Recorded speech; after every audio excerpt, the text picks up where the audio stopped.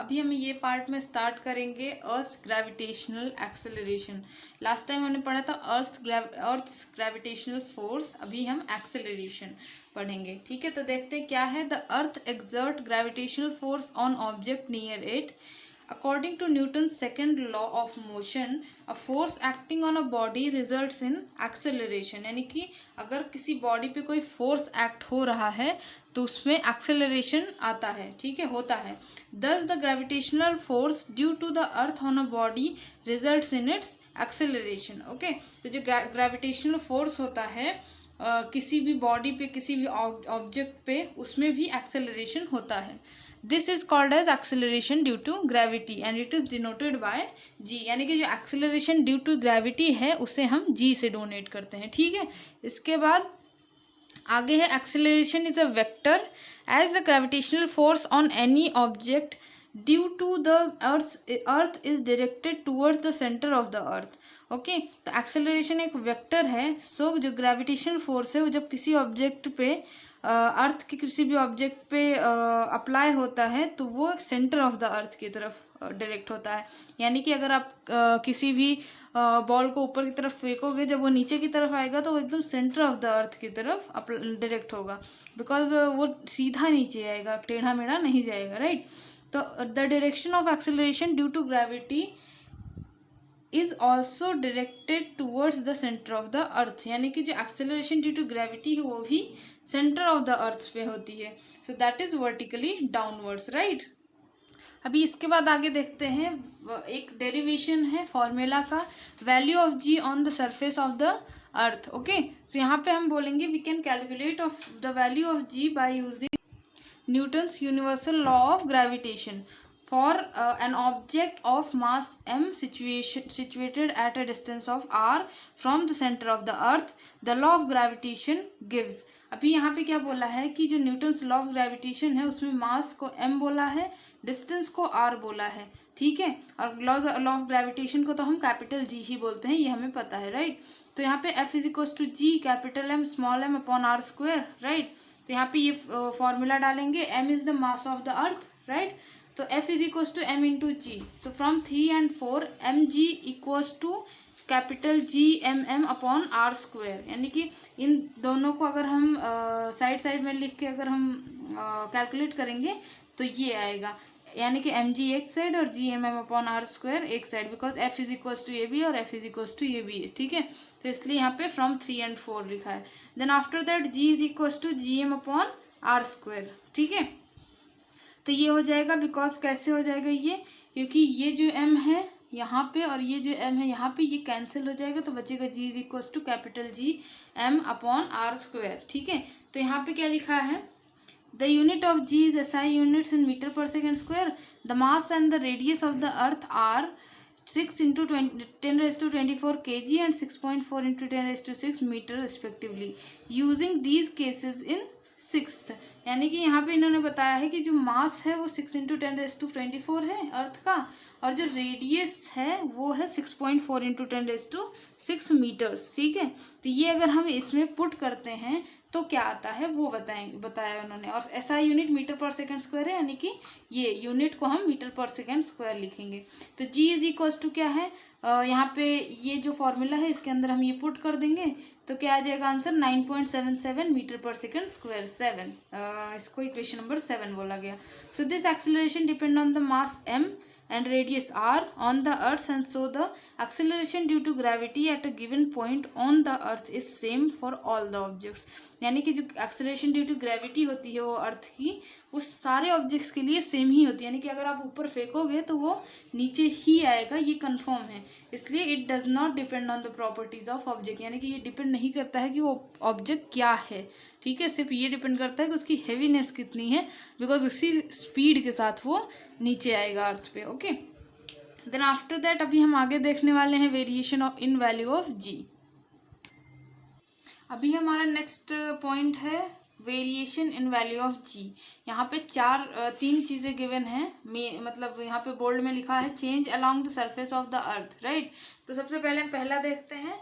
सो यहाँ पे क्या है, will the value of G B same everywhere on the surface of the earth, यानी कि जो जी का जो वैल्यू है वो हर जगह सेम होगा सरफेस ऑफ अर्थ पे. So the answer is no, because the reason is that the shape of the earth is not exactly spherical. So the distance of the point on the surface of the earth from its center differs somewhat from place to place. यानी कि इसमें बोला है कि no मतलब यहाँ पे जो वैल्यू ऑफ जी है वो हर जगह सेम नहीं होगी. क्यों? क्योंकि जो अर्थ का शेप है वो स्फेरिकल नहीं है. ठीक है, वो थोड़ा सा मतलब साइड से थोड़ा दबा हुआ सा शेप है उसका. तो इसलिए प्लेस टू प्लेस वैरी करेगा कि हाँ जी की वैल्यू कहाँ पे चेंज होगी. ठीक है. So due to its rotation the earth bulges at the equator and it is flatter at the poles. यानी कि जो जब वो रोटेट करता है तो इक्वेटर की जगह पे बल्ज होता है और पोल्स की जगह पे वो फ्लैट है. ठीक है. तो इसलिए यहाँ पे प्लेस कैसा है उस पर डिपेंड करेगा कि वैल्यू ऑफ जी चेंज होगा या नहीं होगा. Its radius is largest at equator and smallest at poles. यानी कि पोल्स पे रेडियस छोटा है और इक्वेटर पे रेडियस बड़ा है. Okay. The value of g is this highest 9.832 metre per second square at the poles and decrease slowly with decreasing latitude.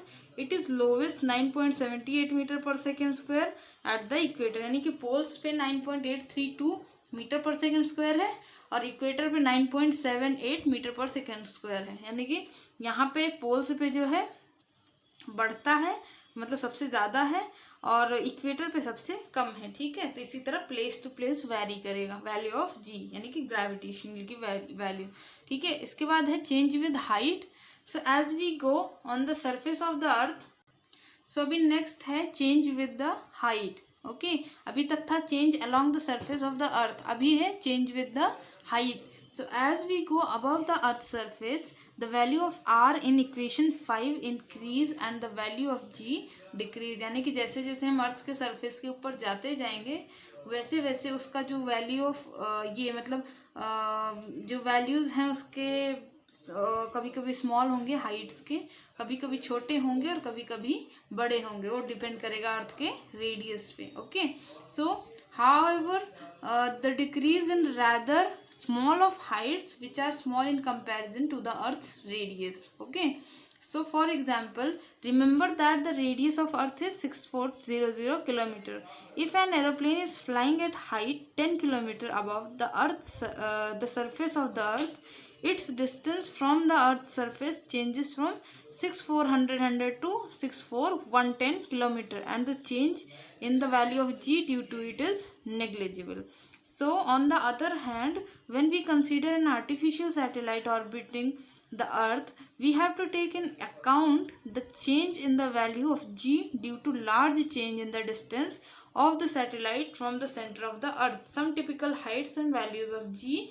These heights are given in the following table. यानी कि आगे एक table given होगा. सबसे पहले यहाँ पे देखते हैं क्या है. तो यहाँ पे बोल रहा है कि अगर एरोप्लेन फ्लाई कर रहा है 10 किलोमीटर ऊपर तो हमारा जो अर्थ के सरफेस का नॉर्मल रेडियस है वो है 6400 किलोमीटर. बट अगर उसके 10 किलोमीटर ऊपर से हाइट से एरोप्लेन फ्लाई कर रहा है तो उसका जो रेडियस हो जाएगा यानी कि डिस्टेंस हो जाएगा वो 6410 किलोमीटर हो जाएगा. राइट.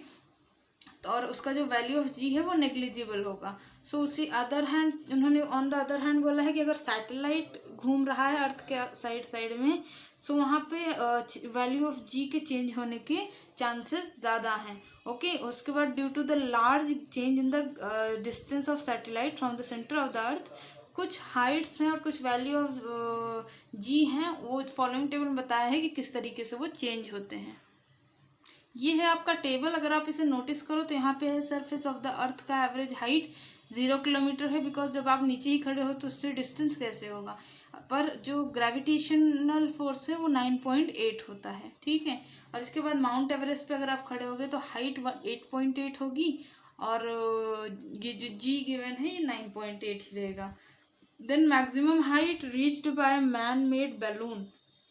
यानी कि जो बलून अगर हमने ये किया तो मैक्सिमम हाइट 36.6 हाइट तक जा सकता है और जी की वैल्यू 9.77 हो जाती है ना. यहाँ पे जी की वैल्यू कम की जाती है क्योंकि बलून है वहाँ पे ग्रेविटेशनल फोर्स कम लगता है थोड़ा सा.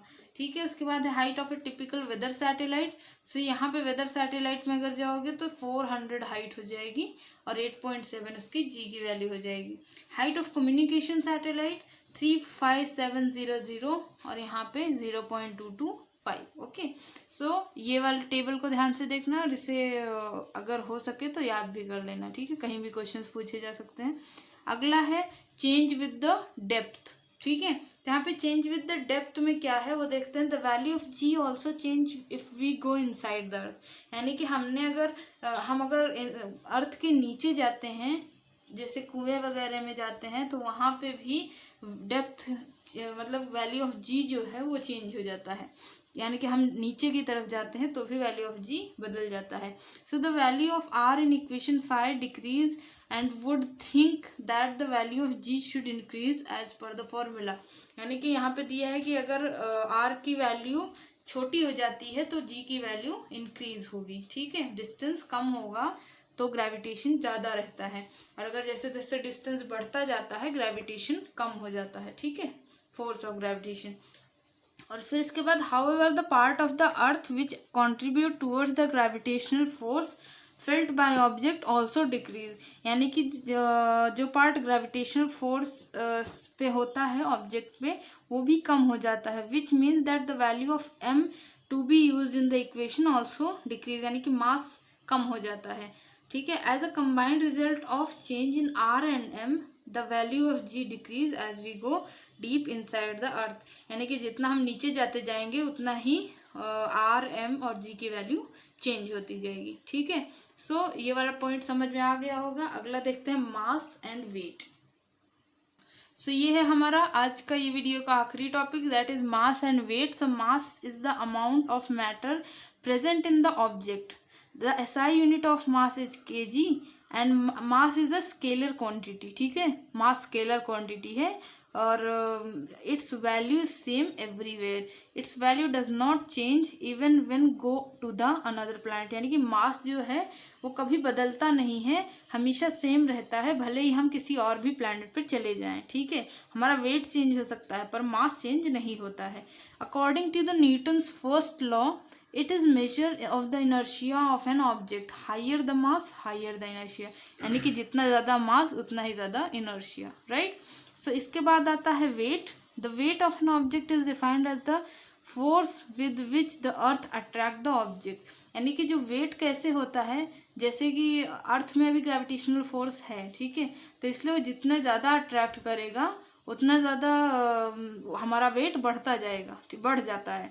लेकिन अगर आप किसी और प्लैनेट पे जाओगे तो उसके ग्रेविटेशनल फोर्स, जैसे कि अभी मून पे जाओ वहाँ नहीं है तो वहाँ पे हमारा वेट कम हो जाता है बहुत ज़्यादा, ठीक है। तो इसी हिसाब से वेट डिपेंड करता है अर्थ के ग्रेविटेशनल फोर्स के अट्रैक्ट करने के पे डिपेंड करता है, पर मास जो होता है वो हमेशा सेम होता है जो बॉडी के अंदर प्रेजेंट होता है, तो इसलिए उसका मतलब उसका कम ज़्यादा होने का कोई चांस नहीं।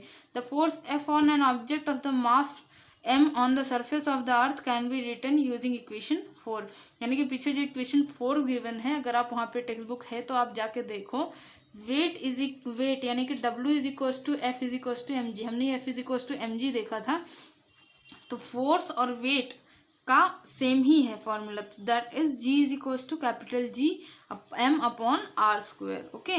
सो ये इसको हमने इसमें कन्वर्ट करा था, इसलिए W की भी वैल्यू वही हो जाएगी। So weight being a force it's SI unit is newton, यानी कि वेट की भी जो SI यूनिट होगी वो न्यूटन हो जाएगी। Also the weight being a force is a vector quantity and its direction is towards the centre of the earth, यानी कि वो एक वेक्टर क्वांटिटी है, ये स्केलर क्वांटिटी है, और मास और वेट जो है वो वेक्टर क्वांटिटी है। So as the value of g is not same everywhere the weight of an object changes from place to place, ठीक है। जैसे जी की वैल्यू यानी कि ग्रेविटेशनल फोर्स की वैल्यू जैसे हर जगह सेम नहीं है, वैसे ही वेट का भी प्लेस टू प्लेस वेरी करता है कि कैसे वो भी चेंज हो सकता है। दो its mass is constant everywhere, यानी कि मास हमेशा कांस्टेंट रहेगा, वेट बदलता रहेगा। सो होप इतना पार्ट आपको समझ में आ गया होगा। अगर इतना समझ में आ गया हो ये टॉपिक और पिछले के टॉपिक्स को आप लिंक करके अगर फॉलो करेंगे तो पूरा लेसन अच्छे से समझ में आएगा। आज के लिए इतना ही। अगर वीडियो पसंद आई हो तो प्लीज़ लाइक कीजिए, शेयर कीजिए, चैनल को सब्सक्राइब कीजिए। Thank you.